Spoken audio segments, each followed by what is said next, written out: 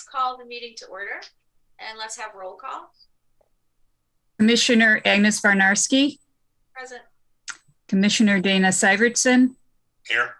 Commissioner Pete Hahn. Here. Commissioner Seth Marcus. Here.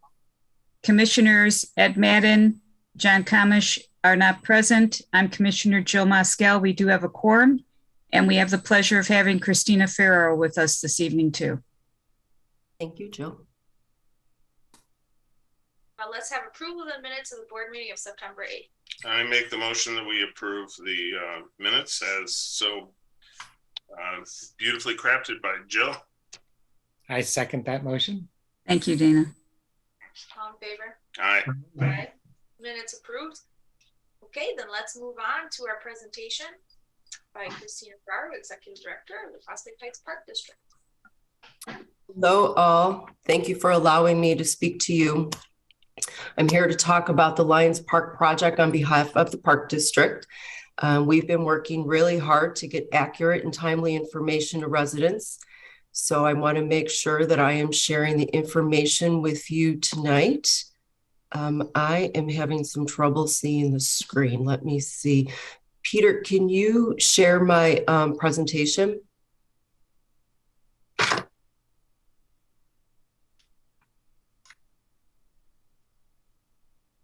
Do you want me to run it then for you?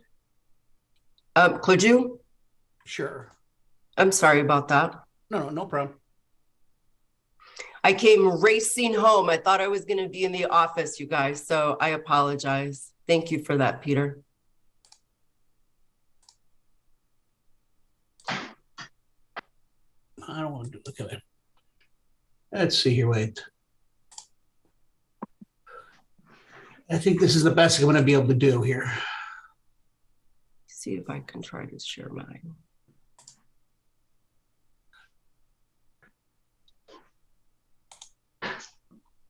How does that? Beautiful. Okay. You guys can all see that? Yes. Okay. All right, so I guess we can go to slide 2 there. So basically, what is the Lions Park project? So basically, the Prospect Heights Park District is pursuing a $30 million bond referendum to raise the revenue to replace the recreation center, the pool, and the playground, in addition to reconfiguring the existing tennis courts to include pickleball and basketball. And the question will be on the ballot coming up here in a few weeks on November 8th. Peter, can you go to the next one? Thank you. Okay, so why now? So the Park District staff has been seeing a reoccurring theme in the community needs assessments that have been done to put the past 2 master plans together. In the past 10 or 12 years, we've consistently been told that we need to update the recreation center. It has served us well for 46 years, but needs have changed. The facility is nearing its end of life, which is typically 50 years for a recreation center. There were community needs assessments conducted in 2012 and 2017. And there was also a community survey that was just conducted this past November, asking opinions on facility usage. We had community meetings in April asking for input on the conceptual design, which included repairs or renovation and or replacement of the pool in the rec center. And then based on the feedback that we received from the public, the final draft is just a general design, and it's based upon the feedback that we received from the public, again, through interviews, focus groups, which combines how to meet programming needs that we have heard. You can flip to the next one. Thank you. So these are still conceptual designs. There is time for more changes and development.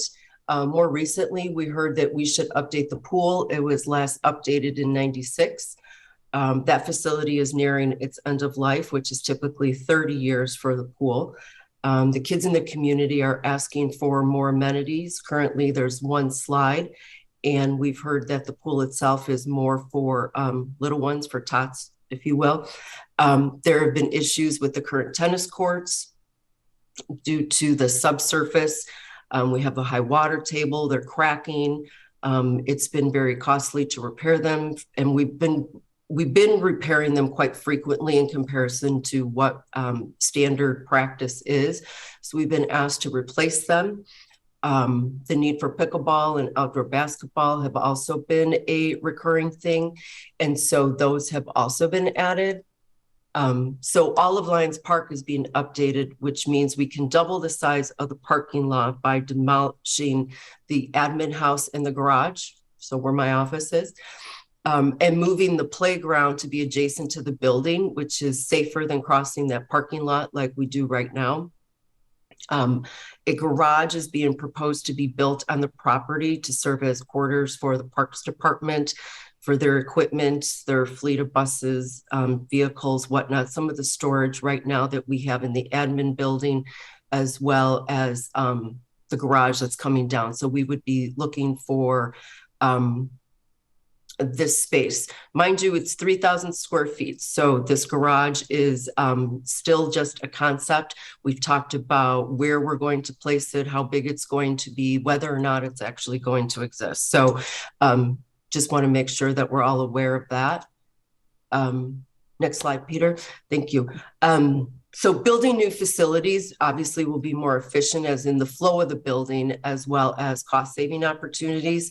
So there have been discussions about installing solar panels, LED lights, energy efficient appliances, light bulbs, having more lights and more windows for more natural light. For those of you who know, right now there's that brick that's there. More natural light would be very welcomed. Sensor controlled lights, discussion of electrical vehicle charging stations in the parking lot. We've also had discussions about water saving devices on sinks and shower heads. We do some of this already. The plan includes a plan to manage stormwater.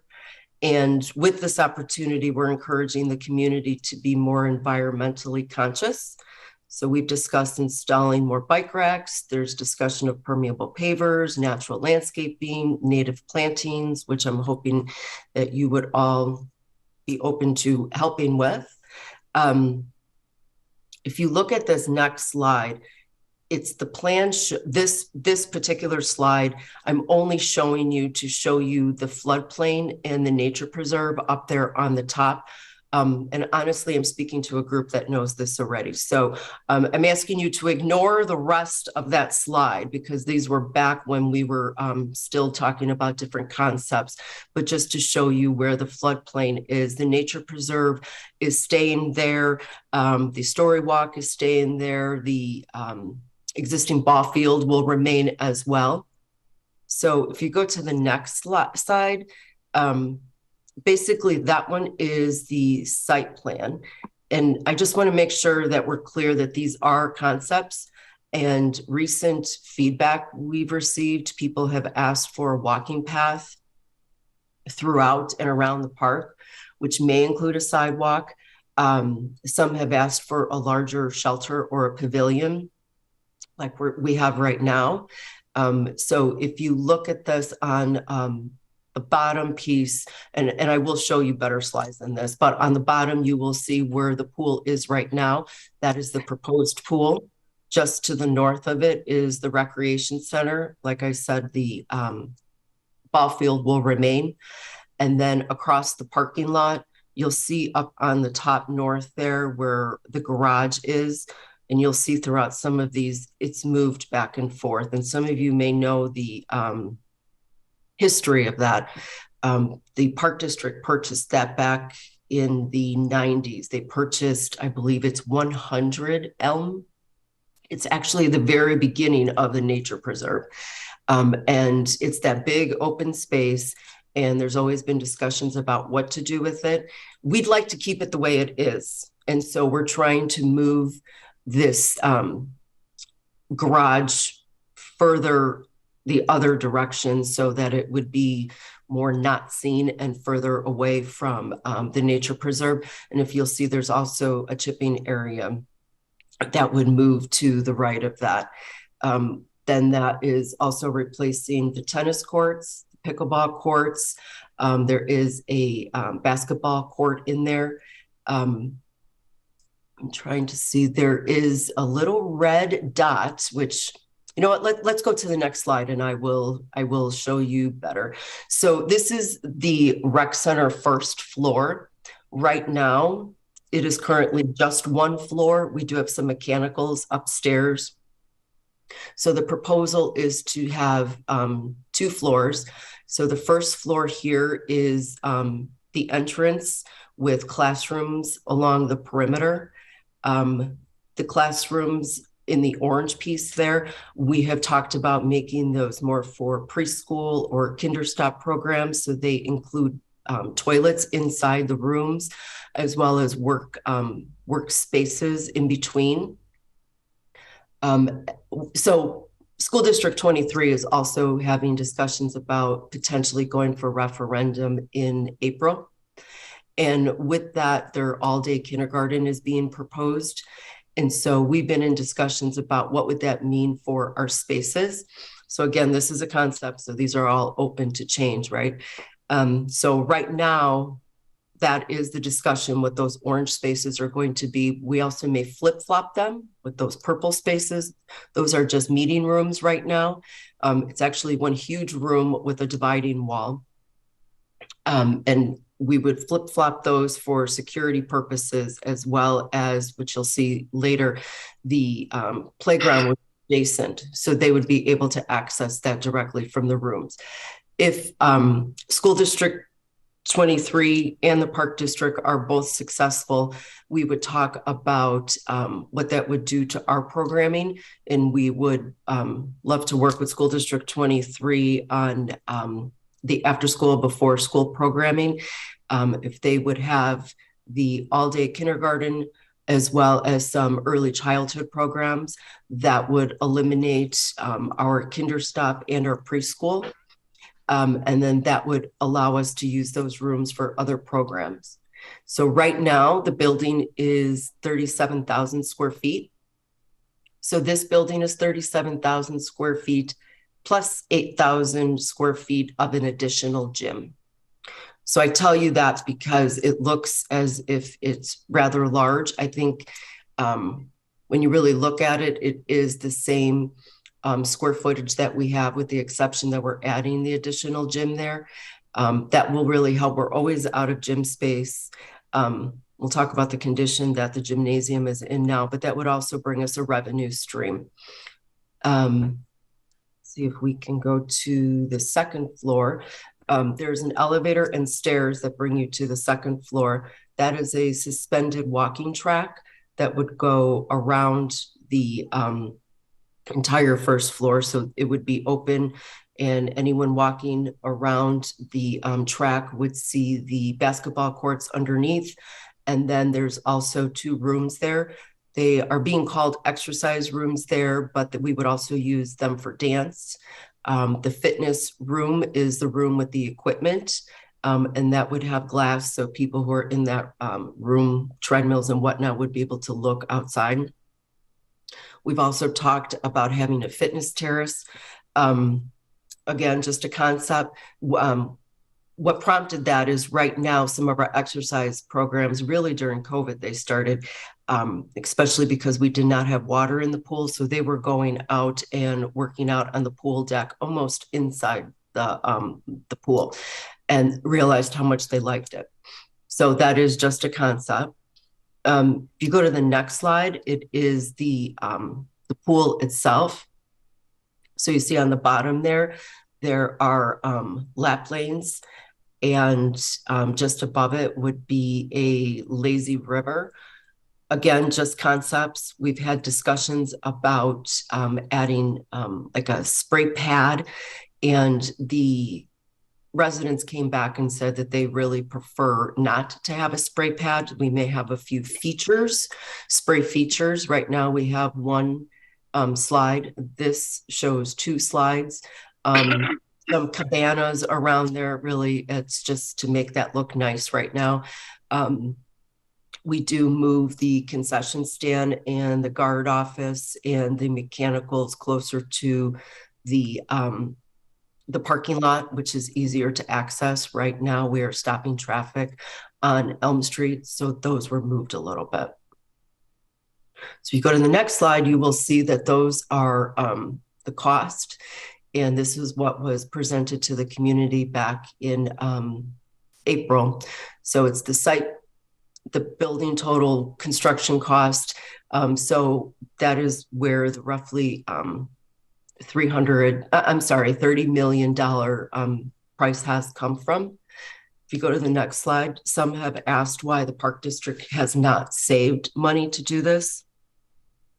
So the district itself receives about $2.2 million a year in property taxes to support operations, and about $225,000 a year for capital projects, which includes maintenance and improvements of our park sites, the playground equipment, the tennis courts, the bike path, the pool, the fitness room, the recreation center in of itself with the electrical system, maintenance of the roof, and that kind of thing.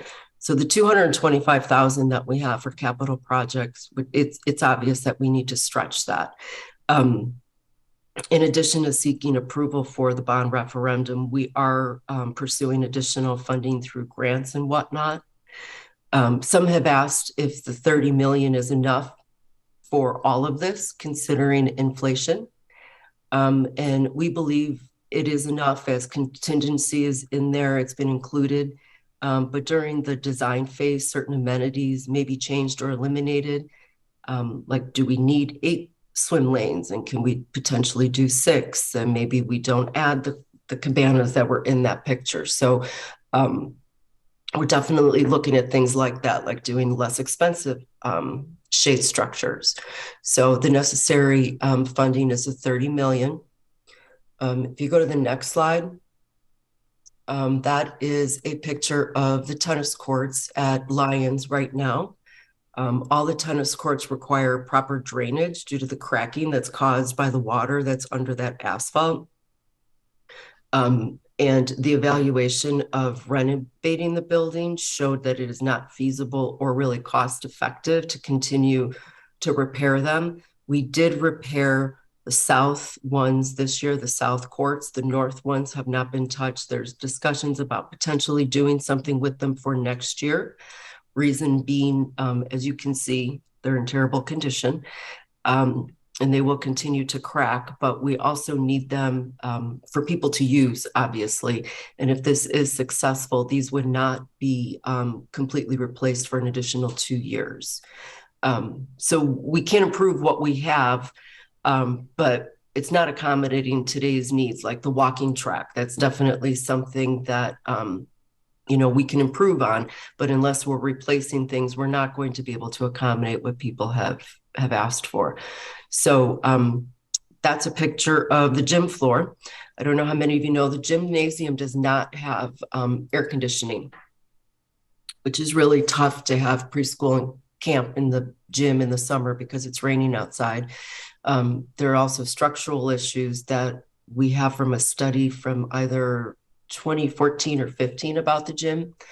Many newer rec centers have been designed with larger spaces that have flexible wall systems, adequate built-in storage.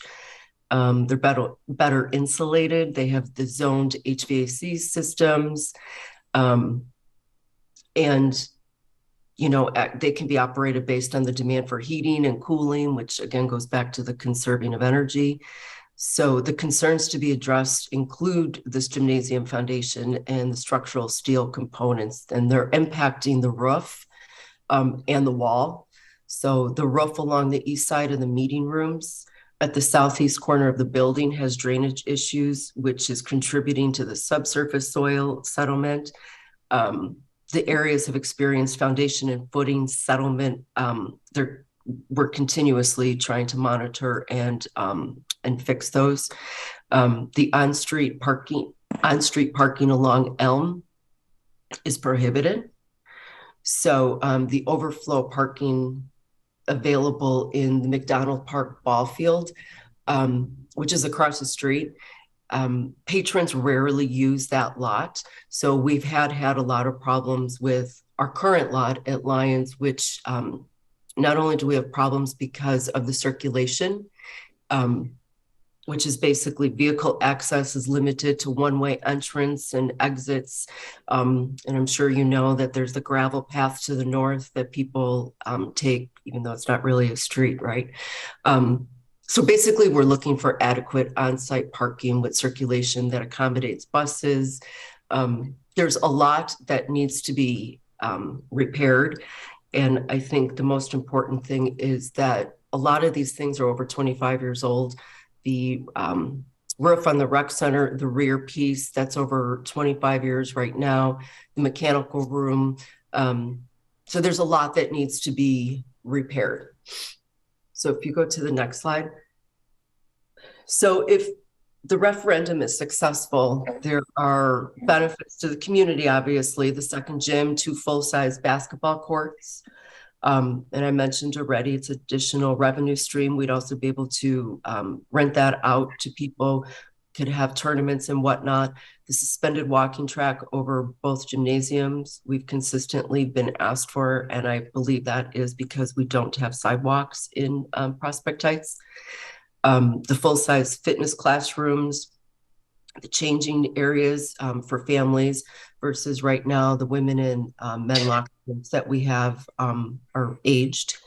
That second water slide, the kids are very excited about. It would also, the way this pool is laid out, it would also help us with our staffing patterns. Right now, we need a certain number of guards because of the way that the slide is positioned. So adding a second one and moving that over a bit would help us with that so we wouldn't have blind spots. And I didn't mention it before, but there would be a separate pool entry, so no more going through the rec center to get into the pool. But both the building and the pool are ending year of life. The tennis courts are very costly to repair, and I know that that's probably one of the it's probably the biggest reason people come to our board meetings when they have any complaints or whatnot is honestly about the tennis courts and trying to repair them. So thank you, Peter. So staff has been hosting discussion groups and doing presentations like this. Plus we have informational sessions at the playgrounds throughout Prospect Heights. In October, we're calling them huddles.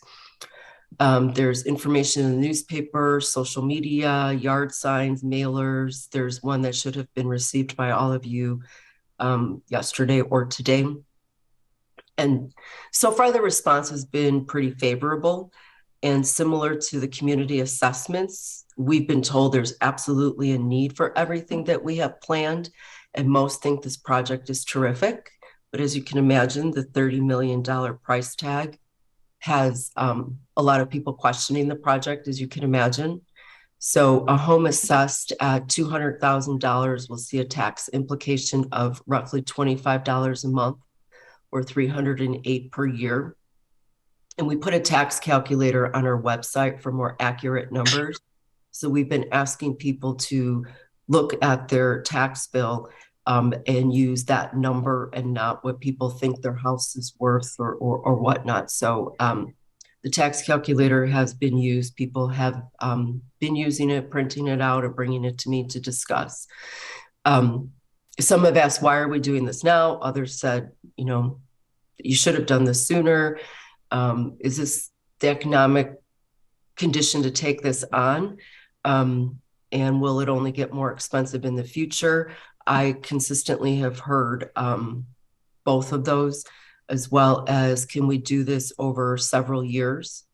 And so to break down some of the project, the rec center will cost about 18 million right now. And the pool is 7 million, for example. So if we ask for 18 now, we would be asking the taxpayers again in a few years to fund the pool, and that $6 or $7 million would increase. I hope that makes sense. Some have commented that the additional tax impact is going to be less than the non-resident rates that they pay now to go to surrounding park districts because they want more or better or different things that we just can't offer. But overall, the feedback has been positive. But again, people are questioning the tax impact to them. So the timeline, if this is not successful, obviously those capital projects that I've mentioned would still require, maintenance or improvements or whatnot. So some of them would be deferred, or some decisions would have to be made about not doing some of those things. The current plan includes major improvements every 5 to 10 years. It really depends on what's happened that year.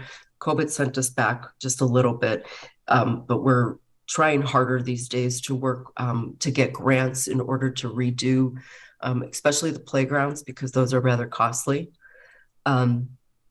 And what happens if this is successful?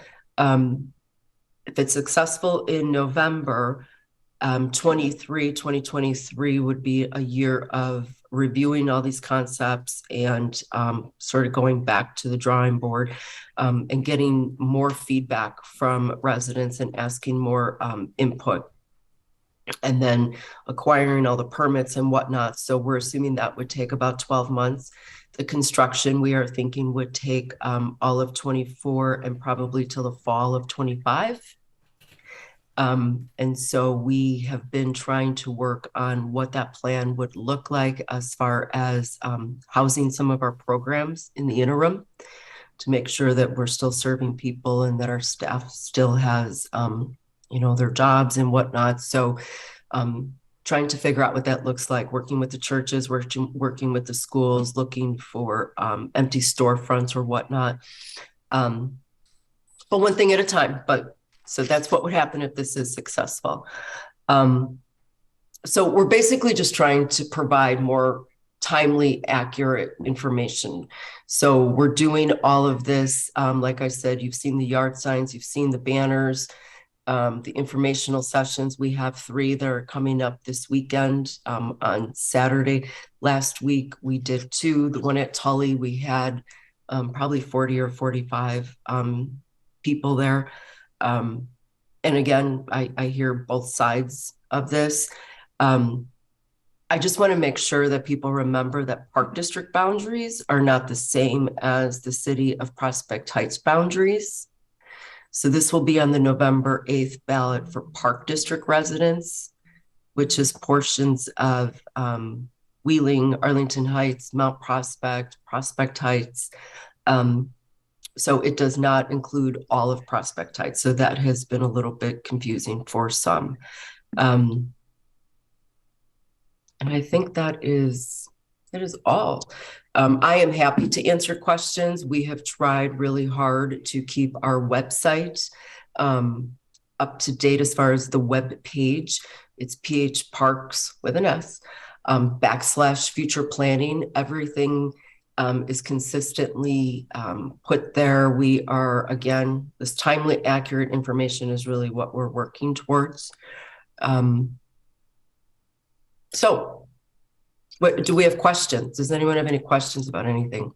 Yeah, I have this is Dana, Christina. Yep. The question about the location of that garage. It wasn't clear to me exactly where that was being proposed to go. So it's to the north, right there. Yep. Thank you, Peter. To the north, if you see where it says garage 3,000 square feet, you see that? That is the last discussion that we had, trying to move that to the edge of the property. Yeah. It looks like from that photograph that it's actually in the nature preserve. It could. Someone said to me yesterday, do we need all of this drive? Do we need that entire drive? Do we need 202 parking spaces? So the discussion was about potentially moving things forward, not having that all of those parking spaces. So again, just a concept. I think A lot of that was based on discussion that we had in the very beginning, that the residents on Elm wanted to make sure that we were not putting that at that 100 Elm location. It used to be called the Dundee House when we took the Dundee House down. I guess that was the initial home to the Parks Garage, and it never went to fruition because we had so many concerns from residents. So I feel as if that square, if you will, that says Parks Garage just keeps moving back and forth up to the north. We're not even sure if it will be there, but it's definitely a conversation piece. Definitely we can move that. The building right now, I told you, is 37,000 square feet. Plus we have the admin house as well as the garage itself that's over by the admin house. So that's a lot of storage. And if you look at the rec center, we don't have a lot of storage built into there. It's not an extravagant building. We're not building anything more really than we have outside of just that extra gym. So we have talked about hopefully being able to use that garage.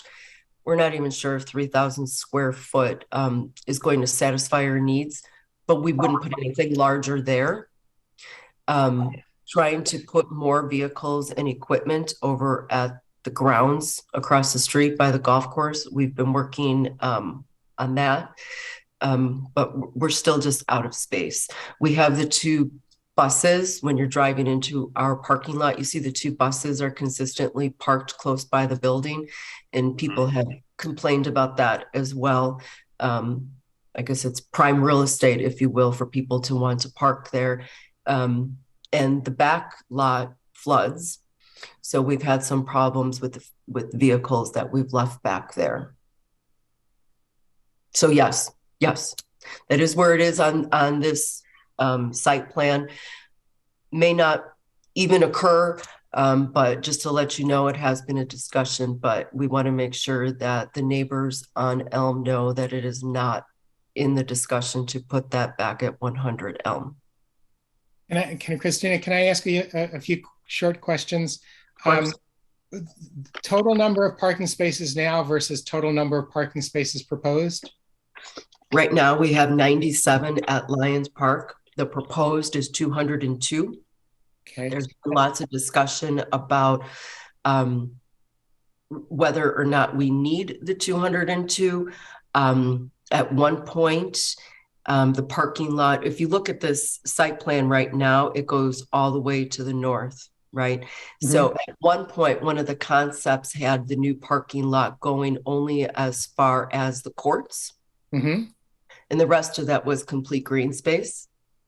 And we had a lot of complaints from people saying that wasn't realistic, that people wanted to park closer to the tennis courts or the pickleball courts or whatnot. So this was the last concept that was agreed upon, but the discussion has been that we'd like our green space back. So my gut is that it wouldn't be that large. And can I ask you where it says access drive? Well, actually, where it is pictured tennis courts in this picture, are the tennis courts proposed to be any further north or south than they currently exist? We would go south. They would have to move south because we don't want that garage to be in anyone's way there. But the access drive is only for that garage. So in a sense, the access drive would cover what is currently tennis courts? Partially. And yes. So partially it would go into like the north part of the access drive would go into a little bit of current green space.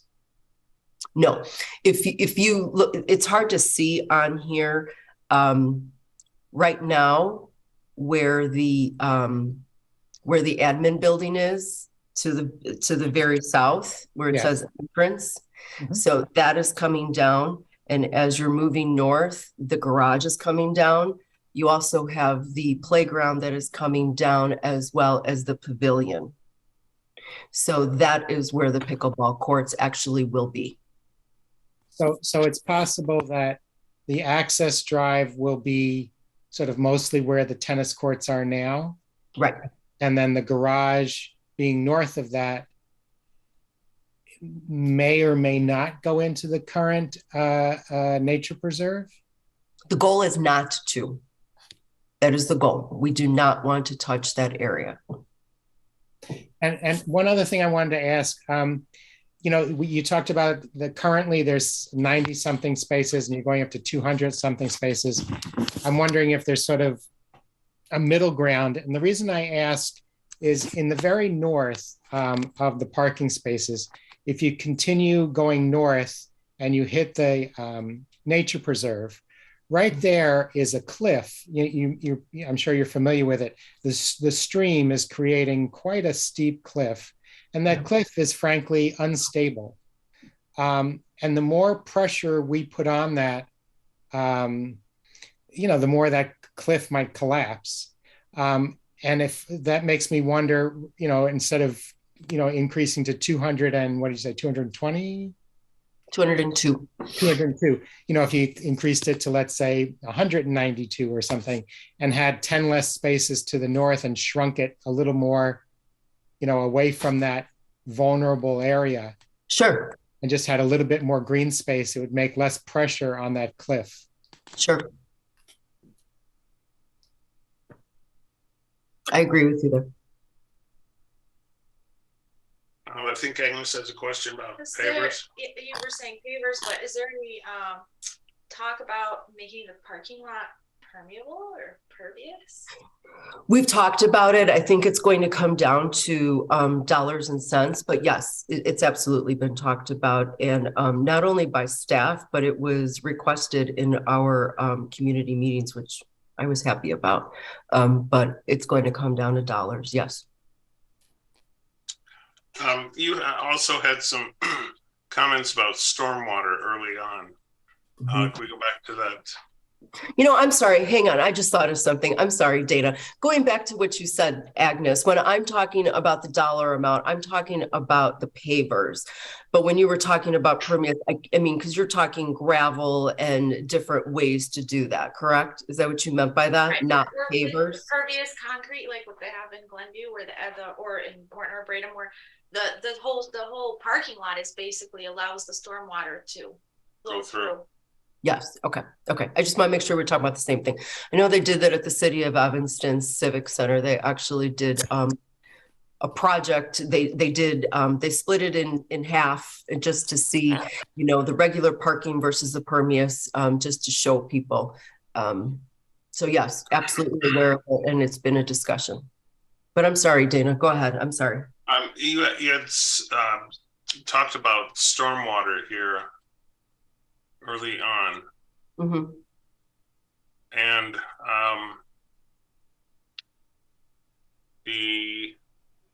what was my question? In terms of the flooding that happens, how does that impact this site? And then in preparing this plan, was there any consideration taken for the impact of the pumping of all that water from Arlington Commons into this floodplain when it's at peak? Yes.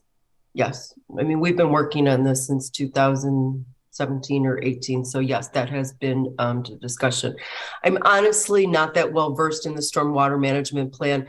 I feel as if the William Architects is way more articulate in trying to explain that. But the water in of itself is obviously a problem because of the flooding that goes on back there in the parking lot, as well as the subsurface and what it's doing to the tennis courts. And honestly, what it's doing to the rec center as it is with the side of the gym. So the water in of itself is a huge piece of this that we need to work on. So yes. Well, the fact remains that still where the water goes underneath Elm Street in this new configuration with the Arlington Commons, that culvert is still just simply a 30-inch culvert that runs underneath. There's been no modification to it whatsoever, and yet we're still moving more water faster to that point. I'm concerned about what impact that's going to have on the flooding. I mean, you remember the big flood we had where the existing baseball field was completely underwater. Yep. And underwater for some time. Sure. When you start moving that water out of Arlington Heights with a pump, and again, a lot of this is we're gonna have to see it and see what happens because we just don't know. But when you don't change the size of any of the culverts, it can only move so fast through that culvert. And if you're speeding up the inflow to it, seems like a recipe for disaster. So I was just wondering if anybody had really pushed it through that filter when they came up with this plan. That's all. It was the conversation. Like I said, I'm sorry I'm not as articulate in it, but yes, we have absolutely had that conversation. And I'm happy to have the architect give us more information on it if you would like. Sure, yeah. I would love to see what they came up with. Sure. Okay, that's all I've got. Anybody else? Peters? Joe? No. I have nothing, no. Thank you for coming to all of our huddles, Jill. I see welcome. Jill a lot. She was at Tully on Saturday too. So thanks, Jill. Well, certainly thank you for taking the time to present this to the commission. It's helpful. Thank you. Yeah, thank you. Thank you very much. Absolutely. Christina. And if you have any questions, please don't. Well, I do have one more question. I'm sorry. Yeah. In the conceiving of this plan, this is really just basically focused on the Marava Center, but you still have like the slough, Tully Park, all the rest of the natural areas. I was wondering, what do you see eventually some sort of increase in working in those areas and promoting those areas? Absolutely. Since the boardwalk has gone, we've seen just a major uptick and people out there enjoying it. And it right now it's in peak color season, and it's remarkable.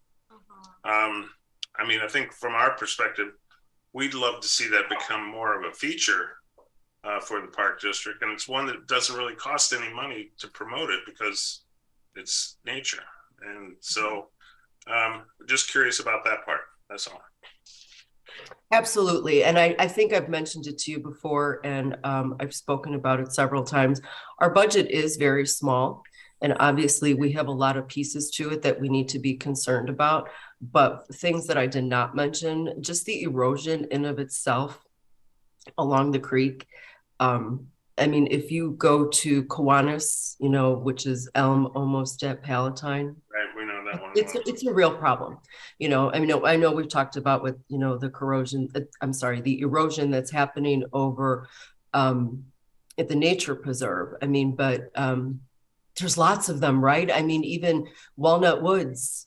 I mean, it's a lot. It's a lot. And I know I feel as if I talk about it a lot, but it's definitely one of the priorities that we're going to have to get a lot of people together in order to figure out how to take care of that. Because of course it's not, who owns the land, who owns the water. I know we've had these discussions before, and I feel as if we've talked about getting the Army Corps of Engineers involved as well. But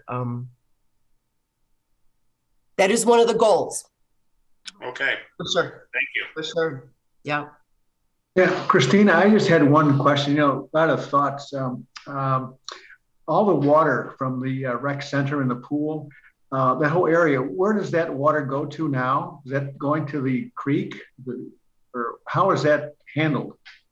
It seems there's going to be a lot more water now going into the creek. I don't know if you would have an answer to that one. I'm sorry, what do you mean? Are you talking about when we are trying to get rid of the water, when we're draining? Yeah, well, the parking lot, you're expanding, so there's going to be a lot of extra water, surface water, and also the new pool. There's a lot of extra water. How is that treated, or where does it go to?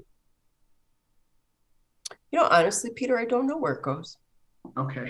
I need to know that. Yeah, architects. Well, as far as the pool, that, I don't know where that goes, honestly. I don't know. The problem with the flooding that we get in the parking lot, we are just waiting for it to evaporate, go away type of thing. Very different than over at the golf course, as you know, when we have a lot of water on the the greens, we're able to pump that out. And we have the ponds there and whatnot. But I don't know the answer to that question. I'm gonna find out. Yeah, okay. Thanks, Christine. Yeah, sorry about that. Okay. Pervious parking. Right. For sure. Okay. Okay, Thank you, so Christina. much. Thank you. Yeah, you're welcome. Good seeing you all. If you have any questions, just let me know. All right. Thank you. Thank you. Thank you, Thank Peter. you. Okay. All right, let's move on then to old business, volunteer work days. So our next work day is going to be at Heron Pond. I think finally everybody would say, but it's actually a really good time because we can have a fire to burn the buckthorn and the cooler temperature, so it works out great. Basically, we will be, cutting the invasive shrubs, some seed collecting over there. So I think it'll be a great work day. The following work day after that will be at the slough doing maintenance on the hillside side. Yeah. A lot of this stuff is getting ready for burn season and prescribed burns. Currently we're roughly 2,500 volunteer hours for the year. So that's way above where we have been. And that's encouraging. Great. Any questions? The library park district events. Okay, we have Nature Speaks, Dan Wilder on October 20th. It's Zoom presentation. You can either be at the library or you can just watch it on Zoom. 43 people have signed up for his presentation up to this point. I just sent Ed all the PR info, so he'll be doing his thing with it. And we're ready to start our announcements going out via our email to publicize his talk. So I kind of get the feeling that one's going to be filled up. That he's Well, the title is really interesting. Yeah. And then we also have secured Kevin Griebenow on January 26th to do his presentation on stormwater runoff and Wind Canyon flooding and all the rest of that. So that's as far out as we are at this point. Okay. The bird walks, that the 8th was canceled because of the really cold weather. October 8th, Mary Lou wanted to cancel that because it was 37 degrees and it was supposed to be really damp. And she felt that there would be very low bird count and uncomfortable for the birds, the birders. So she opted to cancel that. Dates for the spring have been set. I don't have them with me, but I can look. They're in the minutes. I put Okay. them in the minutes. Yeah. All right, thanks. Great. And we can talk about it later too. Okay. District 214, the Buffalo Grove High School Ferry update. So we were out there. I mean, it looks so beautiful. It's just unbelievable. It's really great to see that little island of native plants right at the entrance of Buffalo Grove High School, and all the kids are so excited. And there's just parking lots all around it. And there's hundreds of pollinators that found their way right there into that little tiny patch of native planting. It's been really great working with them, and we're pretty much done over there. I think that they're going to be collecting some seeds on their own and putting in some seeds at that end. And we could talk about more next year if they want to expand, but a lot of that is going to be on them. So they would be collecting seeds and just really, the fact that they have this little parcel, they can work on that and have incorporate it into their programming and into their educational aspect. And the teacher is really great. The teacher is all in on it, so that's great. I have to say they're doing a really good job of maintaining it, watering it, weeding it. It's getting first class treatment. Yeah, it's really great that they own that. Mm-hmm. Have ownership over that. It's really great. So Wheeling High School, so we've helped them to plant a tiny little patch right next to the building. That was really great. The Wheeling High School students have been coming out several times a year for years, coming out and helping us, and also doing some work for us too at times. It was really great to help them out with their Perry project at the side of the school. That was also very wonderful. I'd like to inject in here at this point too, regarding District 214. We've once again been asked to present at Career Night. Seth is going to join me to do that presentation, as Thank opposed you. to Agnes. Thank you, Seth.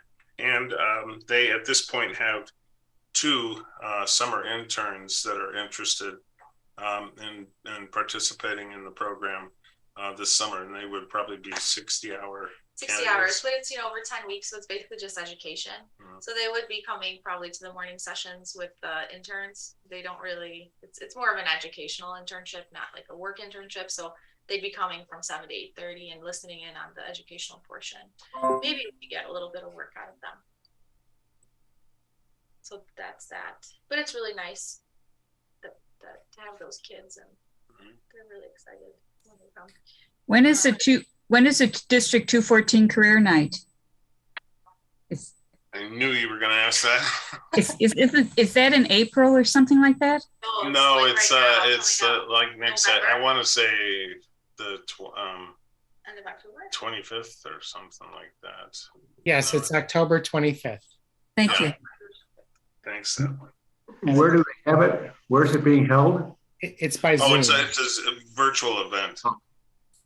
So the idea is that 214 houses a panel of different disciplines of companies and entities that offer internships, and then each one of those make us a brief presentation to the students and parents It's very diverse. that have signed up. Auto mechanics versus this versus business, engineering, natural resources, farming, all of these things. So yeah, we've been asked to do that. They'd also mentioned that they have a couple of students that are interested in becoming summer interns and applying for that program. So it's a natural sort of feeder system if you look at it that way. So it's good. Except that for our summer internship program, they need to be 18. So yeah. Okay. And next is the Macarthur Middle School Prairie update. So as you recall, Macarthur Middle School came to us asking for help. They have a little parcel of land that they cannot mow behind the school, and it actually is right in it's sort of in that little arm where Sullivan and Betsy Ross and Macarthur kind of come together out in the back there. So it's the site is probably the same distance from Macarthur as it is Betsy Ross as it is Eisenhower, but it's on Macarthur property, or they basically, Macarthur asked us to come and help and naturalize, or to help them naturalize it. And, I think it's a great idea, and this would be really driven by the students themselves. So as you recall, the students, the 6th graders, especially under the tutelage of Stephanie Ritter, the science teacher, have been coming out yearly, except for COVID time, but they've been coming out yearly to collect seed. They've been coming on field trips. We've done presentations within the school system, especially to the 6th graders. We've done science fair over there. So they are going to be coming out next Tuesday and Wednesday, and they want to make it sort of an all-day event and come to the common seeded prairie and collect seed for their little natural area. And the other thing that we're going to do is we're going to provide just a little bit of plants, like sedge plants, that would go in there on that same day. And then we could burn it for them in the fall before they put down the seed. So they are going to be coming out, I think it's like from 10 to 11:20. There's a group coming, and then 12:30 to 2. So they have a whole hour and 15 minutes dedicated to seed collection, planting, seed processing. So they're going through all of these motions to put into their little natural habitat. And it's a nice size area. How was the area, Dana? It's about 1,500 square feet. Yeah, it's pretty big. It would be a perfect outdoor classroom for them. Really great. It would be great. So Seth is going to join me on Tuesday and Wednesday, right, Seth? Correct. Okay, Jill, great. it's October 18th and October 19th. Yes, and if anybody else. I'll is be there if, interested. and any of Anybody you guys else? who's And I think- available and free. And we should reach out to volunteers, like our regular volunteers, to see if they're available that day, because it's gonna be a lot of kids. It's basically, hundreds of kids that are coming through in groups throughout 2 days to do this. So I think it'd be a really great, memorable experience. It's gonna be a little cold, but that's okay. Just have to make sure that they dress warm. And I was thinking of having them collect the seed and then also process the seed, whether over there at Somerset or back over there when they go back to school, their school area. And then they can plant a few plugs too, so they go through the whole experience. And the area where they would plant a few plugs, we would just not, it's gonna be cleared out, so it won't burn. We'll just be careful not to burn that. If you guys don't have an objection to burning, it would take 10 minutes to burn that area. It's surrounded by turf. But it would help them then later on in December, they could just put the seed down after it's burned and have really good soil seed contact. So I'm excited. I think it's great. It is great. Blue Boardwalk project.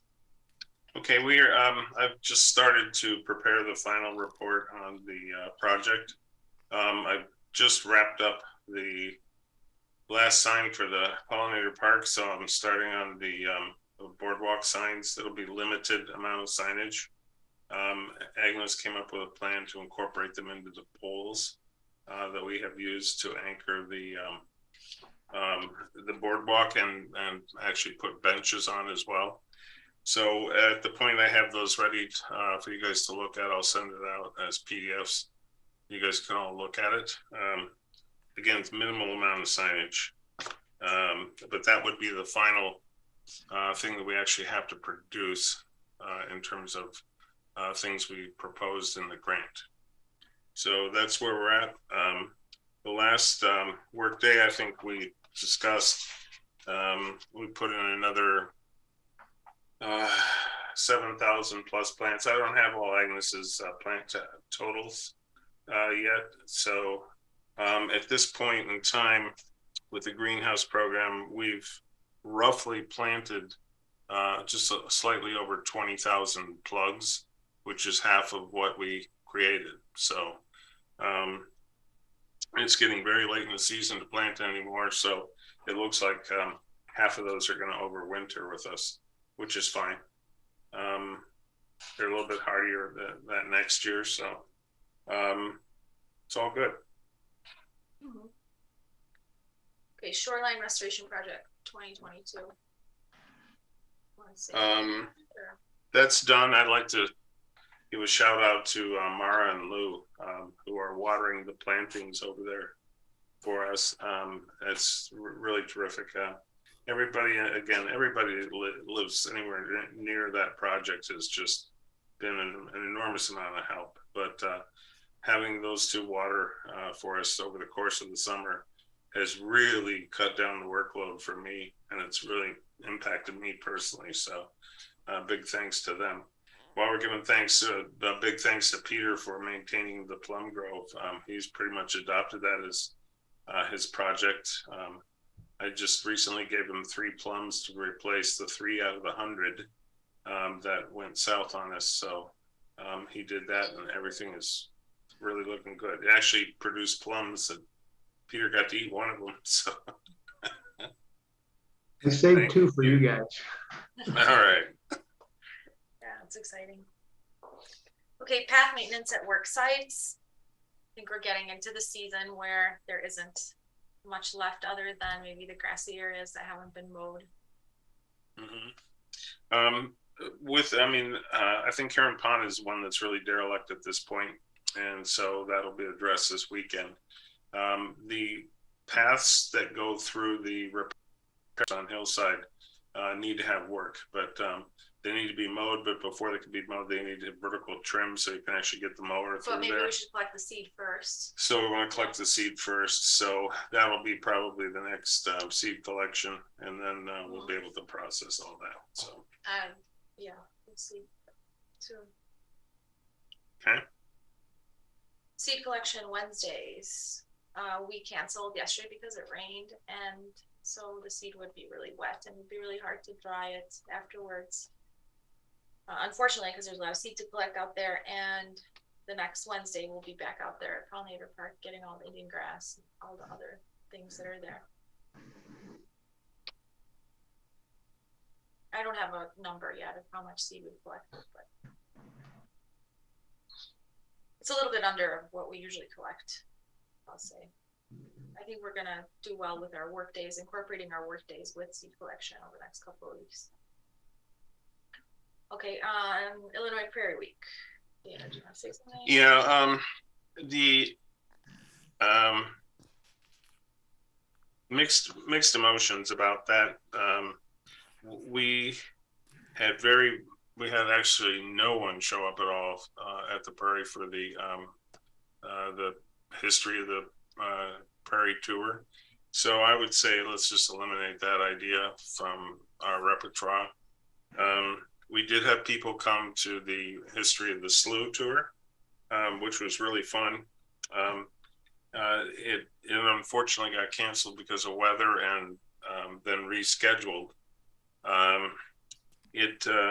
Apparently when the park district canceled, they didn't get everybody, and so there were several people that showed up for the original date and it didn't go. So the reschedule, we had a few people and it was well received. So I think things that happen at the Slough are more successful because it could be just the central location.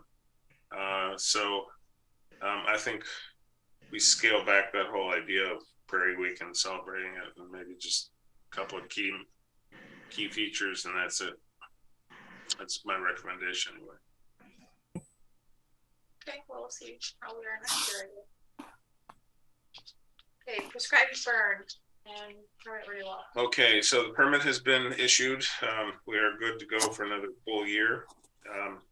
Agnes and I have been talking on and off about the burn plan for this year and what needs to get burned. It's a conversation that we need to have collectively with all the commissioners. We wanted to sort of try to put a matrix together first, so we had a common talking point. One of the things that is very encouraging and very different is that in my talks with Amy Fausberg from Stantec and trying to get her to understand the importance of burning the prairie this year, they understand completely. And they understand that Stantec has got the problem of the crew is in Madison, Wisconsin, and the place, the site is in Illinois, and the monitor who runs the whole thing, the burn boss, is in Illinois as well. And they understand that puts extreme, problems in trying to orchestrate all this. And they have a million places to burn. Right. So what they had proposed was the possibility of us burning it, but having the Stantec monitor who lives in Illinois meet us, and then he would run the burn and we would do the burn. 100% on board with that one, because that gives us a much greater chance of getting it done, and it really has to get done this year. So they like the idea. Their only concern was, do we have enough auxiliary water to take with us when we would do that burn? We'd still do the same thing, be a strip burn. You could bring the tank in the van. Fill up. Yeah, but that doesn't get you in. I mean, what they did is they had a tank on an ATV, and they drove down the middle of the pass so they could work either side. With the van, we'd only be able to work one side, which is better than the backpacks. We have the backpack sprayers as well. So if you do it right, you don't need water. They were working on the possibility of having a vehicle that they would bring out with a monitor to address that. So I had also talked to them about the sedge meadow and the remnant prairie, and their plans are to try to do something with both of those sites. And they have been, as Jill and Seth know now, that they've been out to the sedge meadow, and they've been doing work there with woody species. So their plan is that if nothing else, They think they might want to try to brush cut the sedge meadow this winter when it's frozen. So they're very cooperative, all 100% listening to what we're saying, total agreement that all these things are worth doing. So it's just a matter of they're talking internally now to try to craft a plan that makes sense for everybody. And when they have it, they'll get back to us. So that's Thank just, you, comment. mhm. So we'll be putting together that matrix for burns, and then we'll send it out to you guys and get everybody's input, and then try to craft a plan for what do we do this year, what do we do next year in the spring. Basically, I mean, two things is we should burn areas that we plan on putting down seed in the fall, because we want to put down seed in the winter. The other thing that I've been noticing specifically around our sites is I think certain areas we burn too fast. So, you know, when we burn an area that just kind of just goes poof real quick, it just goes right over those woody species. It doesn't have a chance to eliminate those woody species. And I think that that's what we're seeing. Even like at Pollinator Park, right around the oak tree, there's so many mulberry saplings over there, right around there. If you guys remember, it took all of 2.5 minutes to burn that area. The fire was really hot, really quick. And I think that we need to kind of step back and when we burn, if that's our goal, which it should be, you know, to eliminate some of those woody species. Yeah, going through the path with Kevin this last week, that you could see there was a lot of buckthorn resprouts on the path that parallels Hillside Avenue. So certainly burning those a little bit slower would be a great benefit. Getting Hillside to burn in the first place. Right. And then the question is, how do we parcel it up so that we're not, you know, destroying all the habitat for the wildlife to. I certainly think we should burn areas that haven't burned in the past. Like Heron Pond hasn't burned. We have not successfully burned Heron Pond. So that is sort of like, we should aim for that, you know? And the other thing is too, we, you know, as you know, the burn season, like we're really tired and we spend several days burning and we can't do it all in one, you know, all in the spring or all in the fall. So I think we should divide that up so that we have, you know, 2 or 3 days in the fall and 2 or 3 days in the spring, and then, you know, divide it up accordingly to what the needs are of the areas, and specifically, you know, putting down seed in certain areas that we want, I think is good. So like I was thinking along Hillside Avenue areas that we want to promote grasses, woodland grasses, which we've been collecting a lot of, you know, getting that area ready, getting the buckthorn out of there, trying to, even if it doesn't burn, at least clearing the area for the seed, trying to get it to burn as much as we can so that we could put down seed along Hillside. So that's sort of the idea, but we're gonna send an email as soon as we have like a matrix and a plan. Yeah, and then we can talk about it. Any questions about that? Okay. Poplar Creek Prairie Steward Seed Collection Days. New business. Poplar Creek Prairie Steward Seed Collection Days. So we could still go out there to collect seed. I don't know when, on an off work day. So not this Sunday, but the next Sunday. Set it up and we'll run it up to the flagpole. Is that okay with everybody? What date is that? That's 13, 14, 15.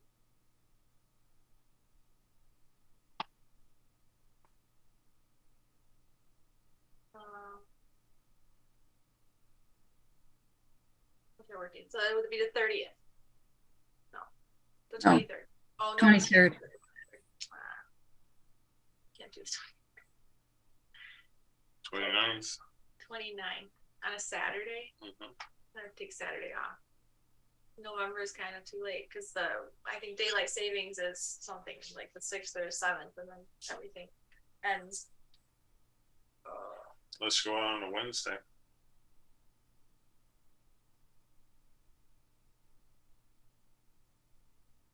I don't know. It's not really a good time to go.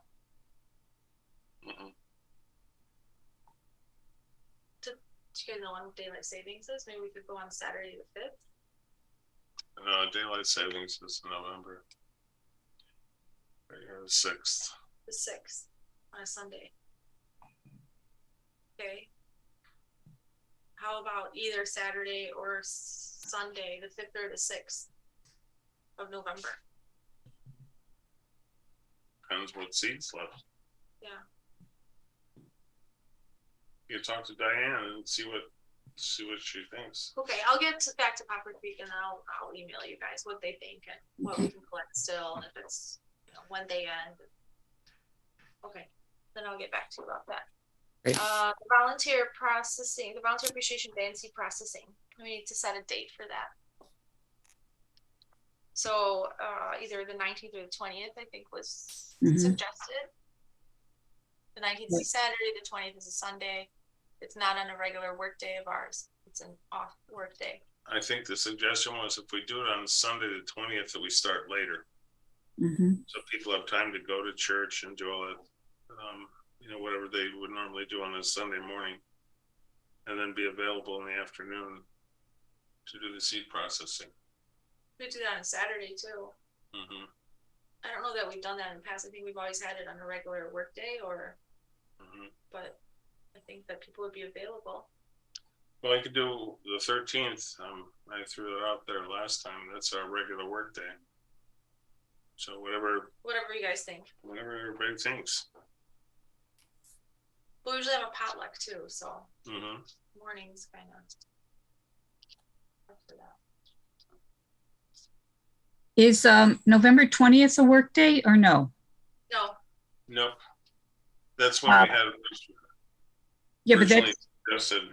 yeah, we usually do it the Sunday before Thanksgiving, but this year we don't have a work day on that day, right? no. No. So the 20th, We could do it the 20th. the 20th is the first Sunday before is. Thanksgiving. Yes. Those are the two dates we proposed, was the 19th and the 20th. I think we should try for the 20th. I think that's kind of tradition. Do you think the weather would still be okay that we could have it outside? Because we were thinking of having a large enough space to work. We have had mixed results with that sort of time frame. We've had two that were just great to be outside and one that wasn't. Right. Two that weren't. So it's a crapshoot at that time of year for sure. I mean, as soon as we get a little bit closer to that day, we can get a little better indicator about the weather. We can always move it if, you know. We also talked about trying to locate it maybe at Public Works, or Right. If there's That a would be really building difficult. that the park district would have that we could use for the day. So we can explore those possibilities as well. But I know in the past it's been difficult, so Is it too early to do the processing on November 13th? no, No? because maybe- our last seed processing is daylight savings, so we, you know, I think it's probably the 2nd of November. That's the last seed processing. Then maybe we should do it the 13th, our work day. We could do it the 13th, and then if it gets canceled, that is our regular work day. But having it so early in the morning, you know, people bring potluck, like meat. So I don't know if everybody wants to eat like at, I don't know, noon. Yeah, we could just have a later start date, maybe like 10 to 1 or something, have our work day 10 to 1. People don't usually show up until 10 anyway. Some people. And then if it gets canceled because of the weather, we can move it to 20th. I think that's a good plan. All right. Do we need to vote on it or just do it? Well, does everybody agree? For the 13th with the rain date of the 20th. And we do it from 10 to 1. Right. Okay. Good. No objection here. All right, great. Settled then. Okay, let's move on. Return to in-person committee meetings in City Hall chambers. I think the question is, do we really need to? This is so convenient. Yeah, this is convenient. It Very is. convenient. Peter, do we really have to do that? Not as long as the executive orders are still in place. Okay. If the Let's- executive order is rescinded at any time, then Zoom would not be an option. Okay, All right. We'll So- keep it that way until that happens. okay. All right. The treasury report and the 2023 budget. As John's you all not know, here. John's not here. He sent out a copy of that budget. It is what it is at this point. We're over in the restoration expenses for the shoreline restoration. I've got some information that I want to share with Joe Wade and see what we can do about making adjustments to that. So at the point I have that conversation, I'll update everybody. Okay. And then, is that it for that? Yeah. Okay, all right. We'll move on then to the commissioner's site monitoring reports. Everybody's received everybody's. I don't think I have. I know didn't send mine, and she never bothers to do one. So. I do bother to do mine, but I did not this month. Everybody was just at the Prairie last workday, so I didn't do one officially, but it's Canada goldenrod season there. We tried out some new techniques Sorry of about that. spot herbiciding the goldenrod, which is what We clipped 750 pounds at the last workday. we did. We got about a quarter of the way through the West Prairie, and that was 750 pounds, And which Flood Brothers took away. But I think we should just continue to keep, cutting, and if we could get a burn in there, we could put down seed. If we diversify, we could get more species. We've talked to so many people about this. Yeah. We talked to Jeff Weiss, and everybody has different ideas and different theories and different. he's suggesting herbiciding. We talked to Bill Climate, Who and thinks it should just get out competed if you have enough of the native vegetation and enough biodiversity. right, is but what he we're- also suggests Right. mowing it down before it goes to Right. anything close to flowering seed, So I and think then we could try you just leave it. combinations. And Combinations of things. so we could go through the brush cutter when the stuff's in that early stage and just take out a section and see what happens. The large sections, just mow them down. But he And felt that overseed. it was, Mow, Right. overseed, keep doing that, and I think we can. It made a huge difference when we cut that goldenrod. When was it, 2 years ago? Mhm. Huge difference to set it back, and I really do believe in that. And a lot of people that I've talked to, that is how they manage it. They either cut, they mow, they trim, basically setting it back and allowing the other things to flourish. Problem is that we don't always have a lot of other things that flourish because it hasn't been burned in 5 years. There's a lot of thatch buildup. A lot of the species have just sort of went away because of the competition. So I think we just keep doing what we've been doing: overseeding, burning, and managing the goldenrod. I think we'll be in good shape. I think it's going to improve each year. There's room for improvement. Maybe certain areas we'll just, redo. Yeah, that's that. okay, well, Anything else about that? Anybody else want to say anything about the sites or ladder reports that they've received? No? Okay. All right, let's move on then. City civic meetings and PHNRC representation. Joe. So at city council meetings, the Arlington Countryside Project is moving along. There is still a shortage of pumps and controls, but receipt is expected. I guess it was this past week. The Park District has started their 2023 budget meetings. And at the September 27th Park District Board meeting, Joe Wade made a presentation to the Park District for compensatory stormwater storage area. Joe explained the Willow Road project and that the project involves field placement in the regulatory floodplain. So the city identified a workable site along McDonald Creek under the ownership of our Redeemer Lutheran Church and the Prospect Heights Park District. So to my knowledge, the Park District has okayed having that area as a compensatory stormwater storage area. And the rest of the information's in the notes that I provided, which will be in the minutes. Peter Hahn, let me ask you a question. Do you understand the concept of putting compensatory storage? Yeah, Peter Hahn. Compensatory storage ahead of the area where you actually need it? No, I don't understand that. At that point, I know the area. That's where the beavers were causing a problem. Exactly. Yeah. I don't know how that solves the problem. know. Is it? That's the McDonald Creek at that point. it's not going to really, the slough is on the other side. So I don't know what their planning is there. Something down the road, maybe.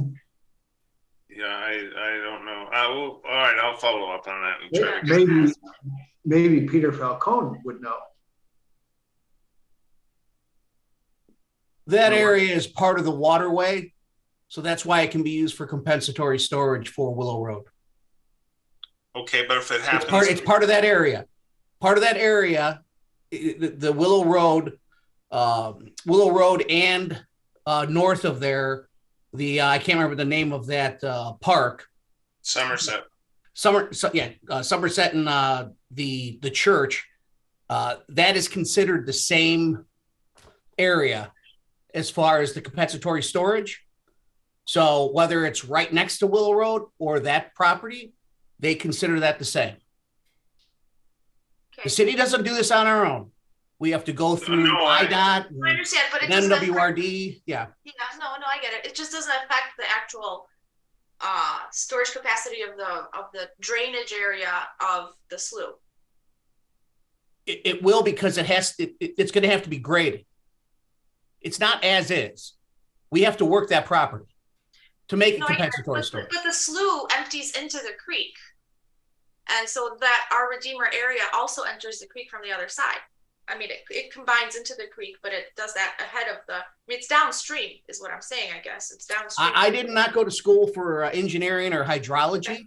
So when we go to the experts and the state and the regulatory agencies, and if they tell us something's good, we have to take them at their word. Great. Okay. Thank you. Okay. All righty. Next is does anybody have any announcements to the public? No, I just want to make a comment on our next meeting. November 10th is our last meeting for this year. We normally do not have a December meeting, so we should start thinking about our 2023 budget. So that should be on our agenda for that meeting. It should very well be, and we have to start our park district budget. Yeah, the park district budget is due. Budget request is due almost immediately. So Agnes should be working on that shortly. Okay. All right. Visitor comments? No visitors. So okay, thank you. I make the motion that we adjourn. I'll All in second. favor? Aye. Aye. Thank you.